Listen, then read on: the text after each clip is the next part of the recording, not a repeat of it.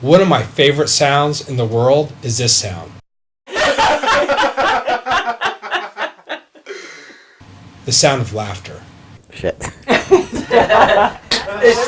Just hearing it brings a smile to my face and can change my whole day. And one of my least favorite sounds is this sound. Hasn't tried to fight everything totally on her own. The sound of someone crying. It awakens something in me and makes me want to help them. I don't know why. That's just how I'm built. It's like a freight train, huh? The question you have to ask yourself is, why is this person laughing and crying at the same time? Right, exactly. So today's a great day. Today's a great day. The answer is simple. When you are dying, life becomes more intense. That is exactly where this person is today. Her name is Paige. And me and my friends, we're going to try and save her. I feel like I need a martini. I need a martini. I want you to think of your mother, your daughter, your sister, your girlfriend, your wife, your brother, your husband, anyone who's close to you and your family. And I want you to ask yourself one question. What would you try to do to save them? What if all you needed was money to save them, but you didn't have enough? The story you are about to watch is a dark tale, a real-life drama of three ordinary guys who decided to take on the system and try to save one person's life. Now, we are not her brothers or her fathers, her husbands. At best, we are reluctant heroes. In fact, this guy here, Mike, he was the only one who knew Paige before we started this documentary. This is Brian. He's worked with Mike. And this, of course, is me. This is a story of courage and what it takes to do the right thing. The three of us, we're about to take on one of the biggest killers in America. But we're not the real heroes here. I want to introduce you to the person who's fighting for her life. I want to introduce you to my friend, Paige. I was born in Chicago and was raised for the most part in Wisconsin. Really small town, quaint, and had just a great upbringing, you know. I'm middle child, 3 brothers, a little sister. Just great parents, great mom and dad. So I moved to Arizona, got a job working in a bar. Don't really want to include that though, you know. Moved to Colorado. Loved it there, absolutely loved it. Worked on the mountain. Probably the hardest job I've ever had in my whole life, but one of my most fun also was that I was a lift operator. So it was just fun. Got to ski a lot of days. I met a guy, and he lived in LA, and I was still living in Vail, and he called me and said, long distance doesn't work anymore, you need to come here. And so I said, I will, as soon as the season's over. And he said, no, you need to make the choice. You either come now or don't come. So I went. I moved to LA. LA was not a fit for me. I'm not an LA kind of person at all. And ended up moving to Florida. I love it here. I love the weather. I love the people. I love the life that I've created. I'm a clothing rep, so I represent clothing manufacturers, and I sell to specialty boutiques. So I travel around in a mobile showroom, which is like an RV, loaded up with clothing, excellent, awesome clothing, and work with boutiques throughout the state. I've been doing it for a long time, like 15, maybe 16 years. So, there you have it. A small business owner from Middle America. Let me tell you, she's a real business owner. The type that works all day, and she is successful. But even the most successful people need help sometimes. And for Paige, this is not her first battle with breast cancer. Without health insurance, she has done it once before. It was back in 2001 when I was first diagnosed, so like 9 years ago. I found myself without insurance, with cancer, And at that point, my business was very strong. And so I paid for all of it cash. It's just what I had to do. But thankfully, I was able to do that. This time, it's not the same thing. I have no health insurance because I have a pre-existing and have not been able to get coverage. You know, I feel that I should say that I'm not a person that is, I'm not looking for a handout. I'm not looking for somebody to step in and save me. I haven't gotten to 48 years old living that way, you know, at all. Even to ask for anything is really hard for me. But I'm at a point where I realize I need help. Because I'm not finding the answers that I need on my own. I'm happy to pay a premium for insurance. I'm happy to pay it. Just show me a policy that I can actually get and pay for. That's what I need. I don't know if you recognize when someone is begging for their life, but that is exactly what is happening here. This is what happened to thousands of Americans before pre-existing conditions were covered by health insurance. I have never in my life been ashamed to be an American until I did this documentary. Just so you know, Paige was exactly 6 months away from being covered by health insurance again. There's a 10-year window for your breast cancer to be in remission before you can apply for health insurance again. And she was at the 9-year, 6-month mark. Could you imagine fighting and beating breast cancer, paying for it yourself, being at the 9-year and 6-month mark and being smacked with the same diagnosis again? Not only that, but being smacked with it in the worst economy of our generation. Now, I want to remind you that this was shot before Obamacare started to take full effect. This is not a Republican or Democrat thing, and I think you need to watch what happens next if you think the government's always going to have your back. My girlfriend's called me, and she was online on the computer because I don't follow up with the news as I should. So she said, I'm online, and I've just found this Obama's pre-existing health care page. So she read it to me, and I was sitting in my car listening to her, and I was elated. I thought, oh my gosh, the Holy Grail, she's found it, it's perfect. She read all of the prerequisites, who it was available to, and I thought, this is it, bingo, I'm good. So I called insurance company again, went through the steps over the phone, and the guy said to me, well, we're not, because of your pre-existing, we're not going to be able to have anything for you. And I said, okay, I need to get that in writing then, because I'm looking at this Obama. And he said, okay, just a moment, please. And he transferred me to another person. And the other person came on, listened to my story, and she's like, okay. She goes, just a moment. And I guess she went and talked with somebody else. She came back on, and she said, we're going to have to formally go through the application at this point. So we did that. And she said that I would hear back whether it was a denial or whether it was, so that I could get insurance within 30 days. I need coverage now. For surgery now. I came across, I think it was the maybe the state of Florida Insurance Commission or something online. And so I called up, go through the whole deal. The guy tells me all about it, and I'm thinking, this is perfect. The only negative was it maxed out at $25,000 in a year. And I thought, at least $25,000, like that's a huge help. That'll be a great benefit for me.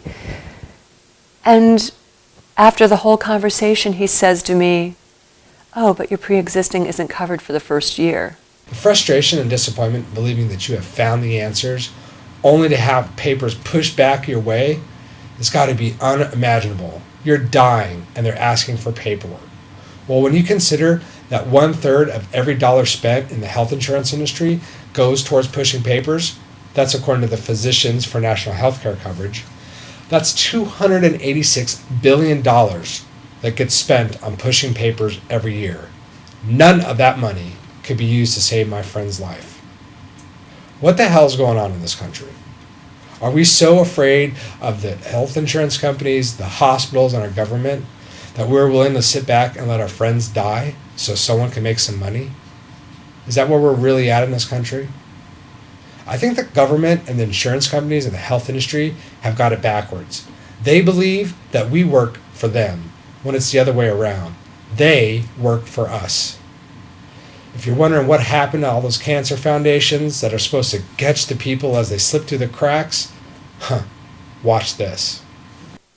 Susan Komen, a name that's on everybody's minds, especially this month, right? Breast Cancer Awareness Month. I called their main office and I also called their local office twice, and was told that since I've already been diagnosed with breast cancer, that they do not have anything that can help me. If I had gone to them prior for the initial mammogram, then they could have perhaps funded me through treatment. But since I did not, there was nothing that they could do. And that really blew my mind. I have a girlfriend, a very close friend of mine actually, that does the 3-day walk every year, and she raises a lot of money for the organization. And I called her and I told her what I had been told, and she was silent on the other end of the phone, and she just said, "Why am I doing this then? Why am I walking if my best friend can't get help?" So there you have it. At that time, Obamacare was not in effect. There was no help from the government. There was no help from the cancer foundations. There was no help from anybody, especially the insurance companies. I guess they just expected my friend to sit back and die. Some of you may be saying, why didn't she go to the hospital?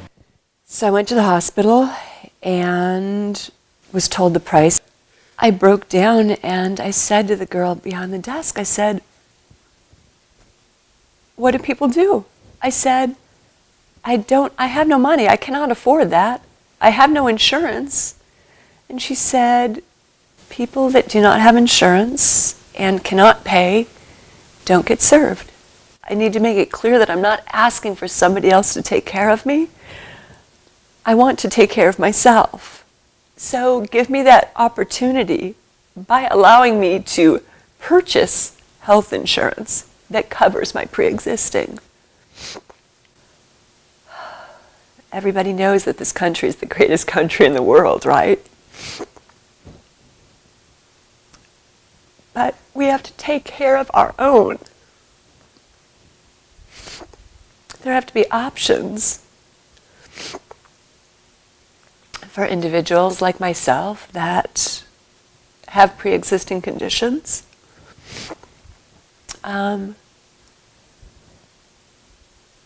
Because the reality is, everybody gets sick at some point. That's right. Everyone gets sick. I had to ask myself, what will happen to us if we speak out? Will they come after us? Will we lose some money? What is it that the insurance companies can do to us that they haven't already done to tens of thousands of people? I realized that if I did nothing, I would be the true definition of a coward. Somebody who lacks the courage in facing danger, difficulty, opposition, or pain to do the right thing. Well, that's not me or my friends. Okay, so I was talking with my cousin, and she said, and told her what I was going through, and she said, "Do you mind if I tell our friend Mikey, who is a photographer that we work with on fashion shoots, photo shoots?" And she said, "Paige, he knows a lot of people, and he does a lot of community work." So she did, and he called me immediately and said, "Paige, we're going to get through this." He goes, "I'm going to help you. We are going to find somebody." When I talked with him, I had bawled pretty much the whole day that day, because I just felt shut down at every turn. And I think at 3 p.m, I just wanted to come into the house and crawl into bed and not wake up. And so Mikey called, and he just let me know that he was there for me and that he was going to help me find a way to get through this and help me find some answers and take care of it. It wasn't going to be an issue. And I just felt like, thank God, like this is the first moment that I've felt like somebody was not just saying words, but that he really meant it. For the politicians, especially the do-nothing liars, or the ones that want to take us back to the days before we could get some medical coverage, I want to ask you a question. What if you were the person that Paige was talking about here? The person that someone could rely on when their life was on the line? Not a do-nothing liar who promises us one thing and gets into office and delivers absolutely nothing. We have a form of health insurance now that provides protection for people without coverage. Why would you want to change that? So you can make some more money? We needed help in this treacherous fight. We could not do this alone. We needed doctors. And Mike Ramos knew just a doctor to ask. Dr. Bart Rademacher is a premier plastic surgeon in the Tampa Bay area, and he knew just how to help Paige. But our fight was far from over. Hello, Paige. Hi, Welcome. Hi, thank you. First thing I give to all my patients is a bear, and this is a special bear for all patients that have breast cancer. Thank you very much. Thank you. I love it. Thank you for that. All right, let's get started. You ready? I'm ready. I'm ready. All right. Well, first of all, you're in the right place. Your healing is starting now. I want you to know that. Who actually performed the biopsy? Was it the radiology people who did that? Radiology regional. Okay, all right. And you got those records with you? I do. Okay, so I'll have these. I'll look at these later on, just to have a good idea. Okay. So here's the process that we have to go through. When I knew that you didn't have insurance, and your wonderful friend, Mike, gave me a call, and he was at a loss. I mean, a beautiful person, by the way, and he was at a loss. And he's asking, well, "What do I do now? How I need help." And I said, "Well, great. You came to the right person, and I'll be more than happy to help. And let me go ahead and find, some other people that, have the same kind of mindset that I have." Those were some amazing words for Paige to hear. I wanted to hear what Dr. Rademacher thought about what we were doing. What would happen to Paige if we weren't here, and what he thought of our current medical system. So, what do you think about the fact that probably if Paige didn't know Mike, and Mike wasn't good friends with you, and you weren't good friends with this other doctor, do you think Paige would be able to receive treatment? No. No. Why? I just think that the current state of affairs in the health industry don't allow for this kind of behavior, in a sense. But the system currently is so geared up towards, how should I put it, minimizing, financial risk. I guess the business climate of physicians improves, then it'll be a lot easier for them to focus on what they really want to focus on, and that's patient care. But right now, it's so stressed out that we have to focus on the bottom line that, there's no flexibility. There really isn't. If, for whatever reason, whether it be universal health care or insurance reform or whatever the possibility or realm would be, and let's say all of a sudden everybody in America had some form or type of insurance, is there enough doctors and medical staff to handle that other 56 million? Oh, of course. I mean, we're handling them already. So it really is the focus has to be currently on the right patient, or physician-patient relationship.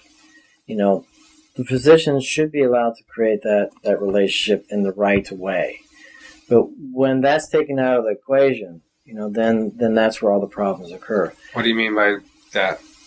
What's being able to go about it the right? I don't know. What does that mean? Well, here's part of what it is. It's when the physician can take the time with the patient and have the patients understand what their responsibilities are, for example, then you're going to get better outcomes. Right now, that's not happening. Part of perhaps the biggest aspect of what's happening is that everyone feels entitled to medical care. With that entitlement, there's no responsibility. So let's go ahead and get all the blood tests. Let's go ahead and get all the radiology tests. Let's do this and let's do that. In combination with the concerns of, personal liability, that's why our costs are so high. So there you have it from one doctor. And he's right. Healthcare coverage costs have gone up. In fact, Kaiser Permanente put out its own report that says healthcare coverage costs have gone up 115% in the last decade. And our own government tells us that in the next 15 to 20 years, 25 cents out of every dollar will be spent on healthcare coverage. That is unsustainable. My next thought is, if health insurance reform is the answer, why hasn't it happened yet? I mean, in the end, what needs to happen, if you want to give some simple answers to our healthcare problem, let me rephrase it, simple outcomes to our healthcare problem, is where you reestablish the right kind of physician-patient relationship, number one. Number two, where there's a responsibility on the part of the patient regarding their own medical care, and that includes a financial responsibility.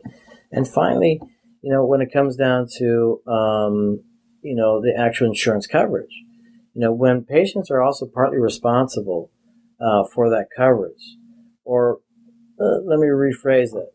Currently, what happens is that as a physician, you have to accept what the insurance company is going to reimburse you. And the concept of, let them cover 70% of what my fee is, and the patient is also responsible for the rest. Right. The interesting thing that comes out of that is that the patient does have a choice. If we had a better system, if we had a better doctor-patient relationship, if we had a better business situation, within, doctors' practices, I can guarantee you that a lot of those patients, if they were directed in the right way, would get free health care. Not because the government has told us, but because that's the nature of most physicians. I felt like Dr. Bart Rademacher was skirting the issue.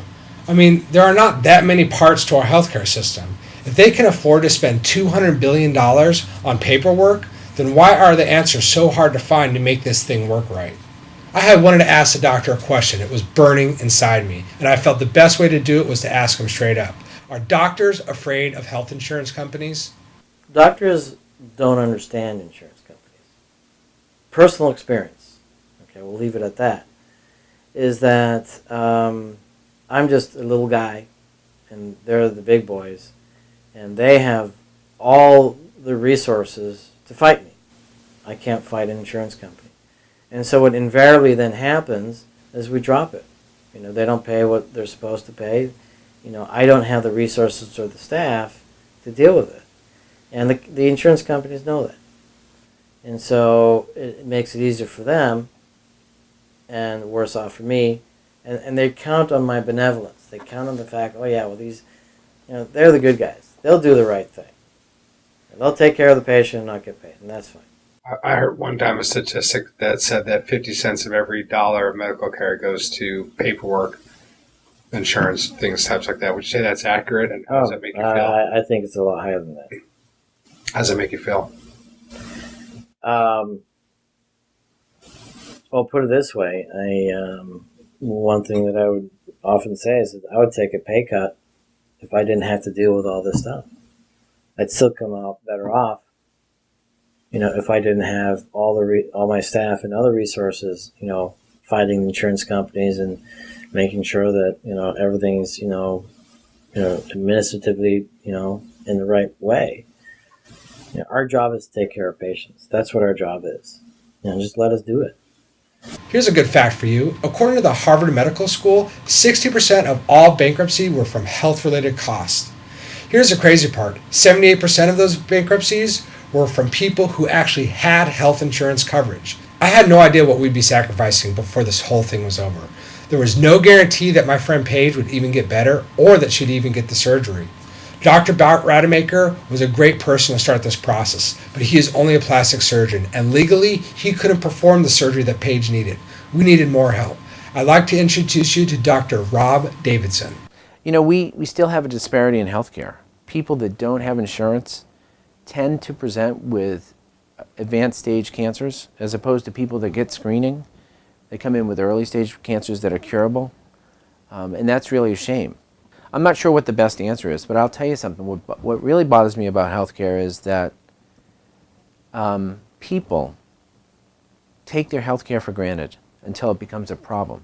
Because if you think about it, if people present without screening and come in with an advanced cancer, it takes more medical resources to treat that advanced cancer than to take care of it when it's early. And then they want the absolute very best immediately. And that's not always the case. You can't always do that. We live, in a society which can provide great health care if you take advantage of it when you're supposed to and do the prophylaxis. I mean, I have women on my cancer floor in the hospital that are in their 40s that have never had a mammogram. They're afraid of it because they're worried about what it's going to show. And that's the biggest problem about breast cancer also, and that is fear. I think women fear the idea that maybe someday they'll have breast cancer and they have no control over it. It really affects who they are as a person. A lot of women find that their breasts are part of their personality, a part of their persona, are part of who they are. I thought about what Dr. Davidson had been saying. I think it's fitting to say that the same problem that most women face with having to get the double mastectomy in order to save their life is similar to the problem we have to face in this country. We don't really want to take a long, hard look at what is going on. We're afraid to. We're afraid to take that test and find out what is the medicine in order for us to get better. That's why this is not a Republican or a Democratic thing. This is an American thing, because as a people, we are the only ones who are going to be able to solve this problem. What you're about to watch through is something very painful for any woman to go through. I had a difficult time deciding whether or not to even include it in this documentary. But I think Paige can teach us something. Because you're about to watch someone walk through something that's painful, unhappy, but absolutely necessary. And she did it with all the grace and dignity of a great woman.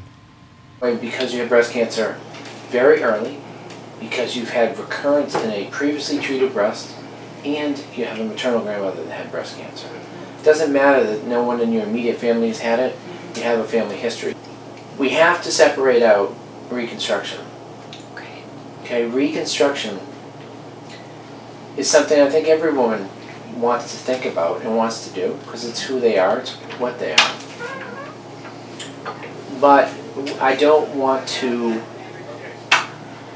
separate out the treatment from the reconstruction because I don't think we should mix those. It creates too many conflicting issues. Okay. And I think that, in a way, I think that you're conflicted about this because you still seem to think that we can save the breast. No, I don't think. I don't think at all that we can save the breast. I think when I met with you last week, the first week, I was under the impression that they would be removed, they would be reconstructed, and I would go on my merry way, basically. And so the videos that I had seen and everything were about skin and nipple sparing, and that's where my head was totally at. Mm-hmm. And then last week when you said, that it wouldn't be, it shocked me. It just shocked me. And I think you continued talking, and I couldn't even get past that because I hadn't thought of it for a moment. Mm-hmm. I hadn't even considered that. I heard you wrong the first week, obviously. I heard you wrong. And so I was trying to wrap my head around it. I know that I have to lose this, and I'm okay with that. I want my life. That's all I want. Boobs don't really matter all that much. I'm not a vain person. Well, okay, maybe not totally vain, a little bit vain. But, so that's my thing. Do I want reconstruction? Absolutely. Like I said, I'm 48. I'm trying to get a date out there in the real world. Mm-hmm. But the main thing, I need this out of my body. And that's what has been freaking me out all of this time. How do I get this out? That's my issue. Do I want to be disfigured in the meantime? I don't want to be disfigured, no. But I want to be alive. I want to be, you know, I just want to be okay. So, I don't know. I don't have the answers. And I'm also not able to verbalize it when I come in here to see you, because you say 3 words and I start crying and I'm like, over, you know? So that just means that breast, whether it was radiated or not, is at risk for more disease in the future. And standard of care says you have to remove the whole breast. There's no compromise in terms of how much skin you spare, or nipple sparing, or skin sparing, or any of the punch words that you see on the internet. Well, and I'm sure I'm getting all of this out of line, but I'm just not a clear thinker. You had mentioned chemotherapy, that I would have to have chemotherapy. And do we know that for a fact prior? And is it because of my history also? It's not because of your history, it's because this tumor is 3 centimeters. If you had a 1 centimeter tumor, regardless of, you had lymph nodes removed at your last surgery, all of them were negative, but you still got chemotherapy, because your tumor back then was 3 centimeters. Any tumor over 1 centimeter, even with negative lymph node status, gets chemotherapy. It's just, because we know that even small tumors can spread. And we give chemotherapy to treat the whole system. Okay, I didn't know. Okay. What I propose is on the left side, which is the unaffected side, that we do a skin-sparing mastectomy, which leaves as much tissue there for reconstruction as possible. That means that the mastectomy site will look wrinkled and like irregular. a deflated boob, right? Yes. And we would save the nipple there? No. Okay. Okay.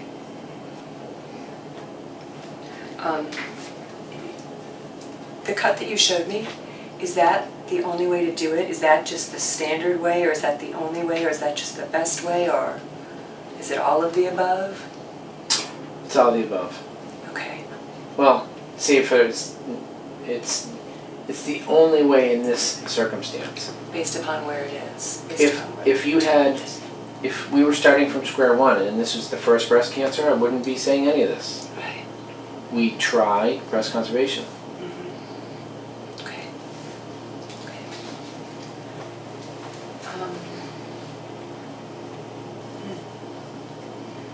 Okay. When we do mastectomy, we leave a drain in. So you have a drain on both sides. And how long does that last? Usually about 10 days to 2 weeks. The body will produce fluid in response to the injury that I create. When it settles down, we'll take out the drain. Okay. And like what is that? Like a tube or something? Yeah, it's a small tube that comes out from a little incision. And then I wear a t-shirt with pockets or something to hold it? Camisole. Right, that's exactly. Oh, for real? Oh, good. I didn't know that. We have them specifically for that. Okay, good. Thinking maybe as a clothing rep that could be a new sideline for You me. could. Okay, so when I come out, completely flat, but skin over here and no skin really here. It's not the biggest part to me. What it's going to look like in the end is not the biggest part. I know that I've got a lot of questions about that because I'm curious, I'm curious about that, but the biggest part is to get it out of me and just be done. I just want to have it over with. I understand that. It's been a few weeks. So, you want to go ahead and do you want to do what I'm recommending, both sides? I would definitely like to have both sides opposed to just one side. I just want to eliminate this worry for going forward. I don't want to be, back in a few months or years or whatever going through the same thing. I just want it over. That's the hard part about this. We don't have a crystal ball, and it's hard to say you're going to be fine and you're not. But the testing's getting better. And I'm going to be fine. Of course you're going to be fine. Remember, I'm that 5% girl. That's I'm right. going to be fine. You're special.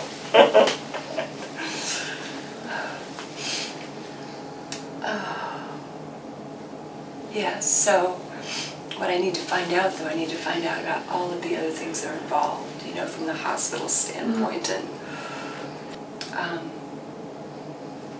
costs are my driving thing, you know, which We have to look my past that reality. and get you taken care of. You know, I think that each of the aspects of the hospital process, the surgery, you know, can be written off to some degree. I mean, obviously, if you're in financial hardship, we're not going to not do anything. I think we need to push on. I think you made a good point. We should just get it out of there. And I agree. We've been, you know, circulating for about 3 weeks now. We're not. We have to start making some progress.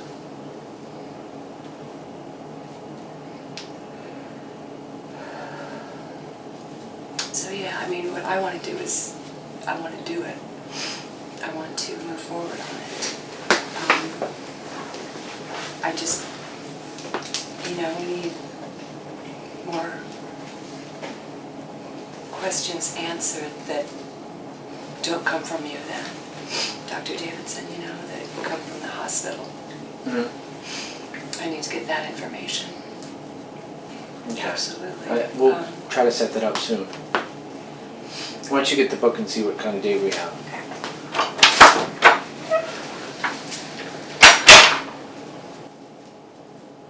Thank you. You're welcome. We'll take care of it. You know that.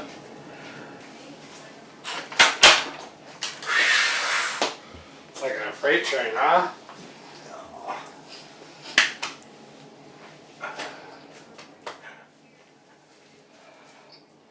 Here, have another one of these. I want you to think about one thing here. Even though the double mastectomy was a difficult decision for Paige to make, it wouldn't have even been a decision if Mike hadn't stepped up and found the doctors he did. Imagine what it would be like to be a family member of those people, of one of those 44,000 who couldn't even make this kind of decision. All they could do was sit back and watch their family member or friend die. It was only by the graces of Mike's connections that Paige was even to get to this point. We all thought it was over. We all thought there was only one good day to go.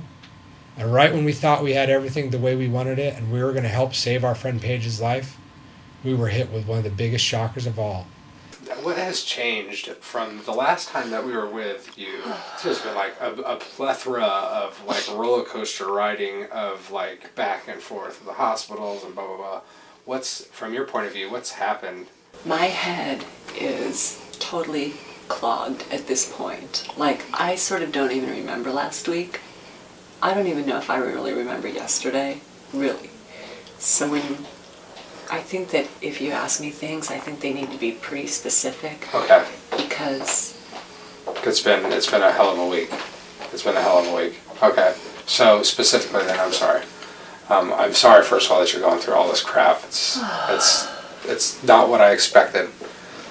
But in some ways it is kind of what I expected. And I just try to always keep in mind that the most important thing here is that we're getting you the surgery done tomorrow.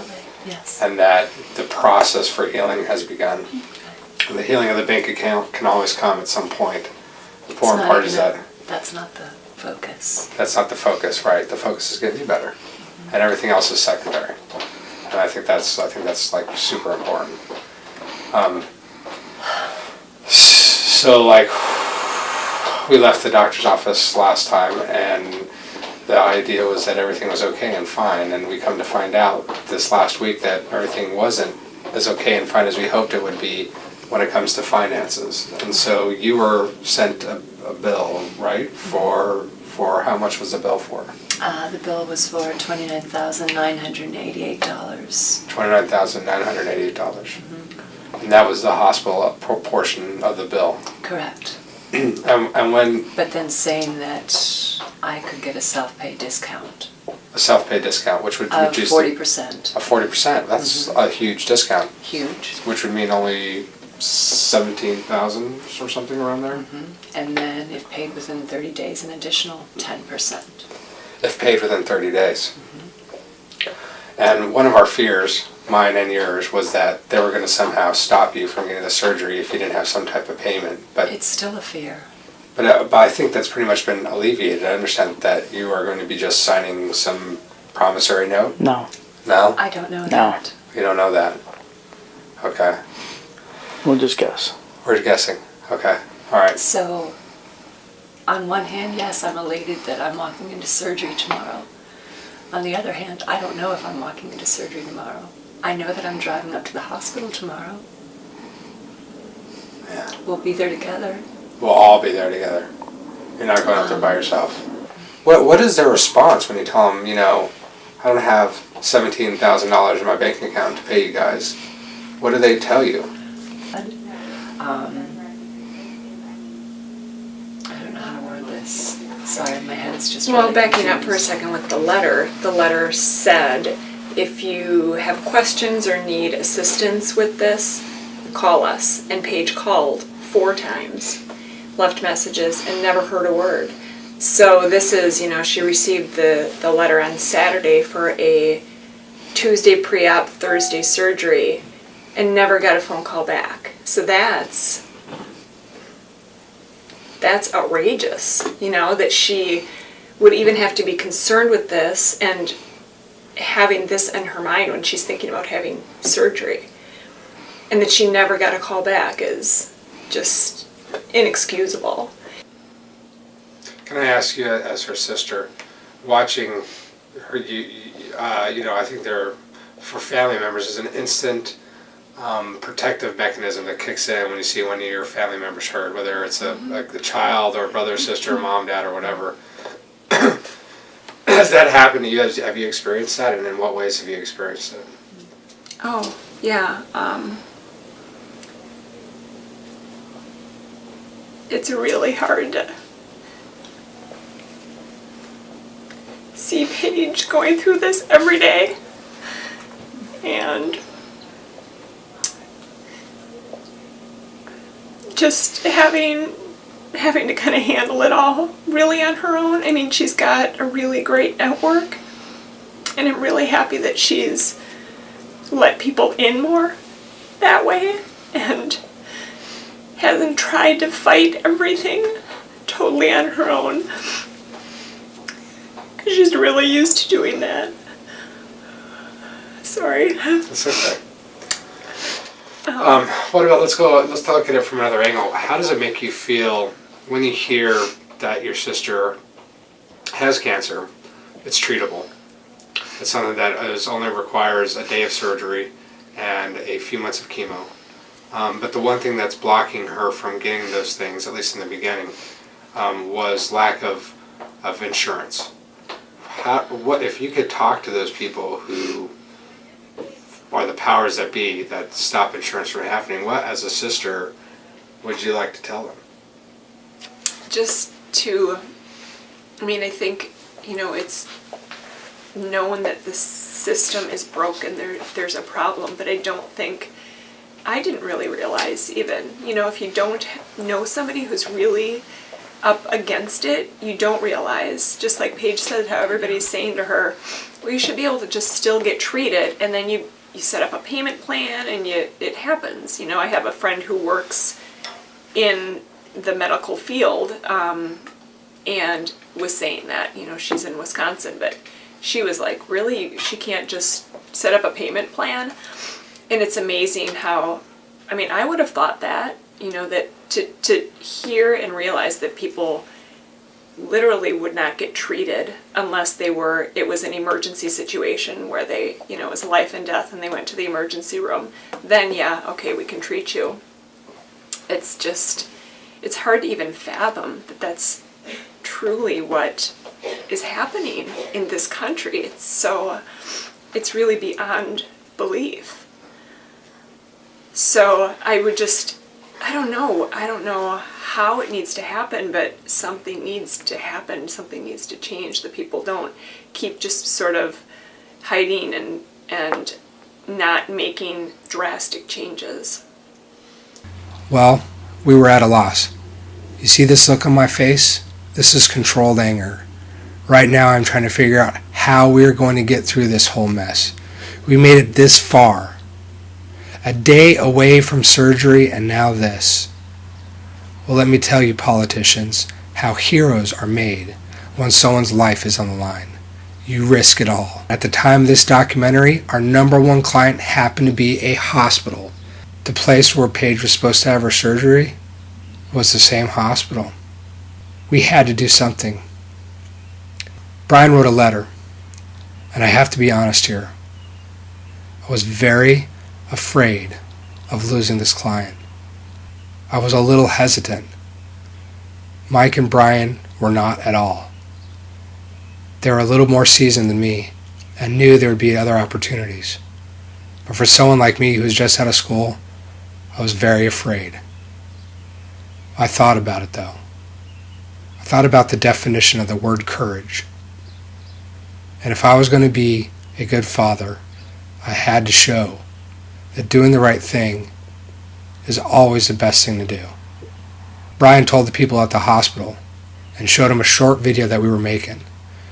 He had promised the hospital that if they didn't give Paige the ability to have the surgery, that we were going to end the documentary with us walking up to the hospital with cameras in hand and them turning away Paige at the door. They knew who this was coming from, and we had just cost ourselves our biggest client. And we still did not know if they were going to let her have the surgery. This is us that morning, cameras in hand. We were expecting them to turn her away. And as we arrived at the hospital, Paige got out of her car. She answered her phone, and this is the phone call she got.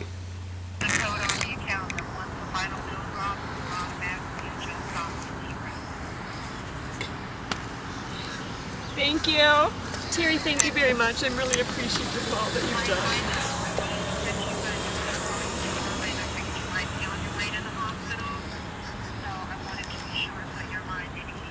You just did, amazingly so. Thank you, Terry. Bye. Thank.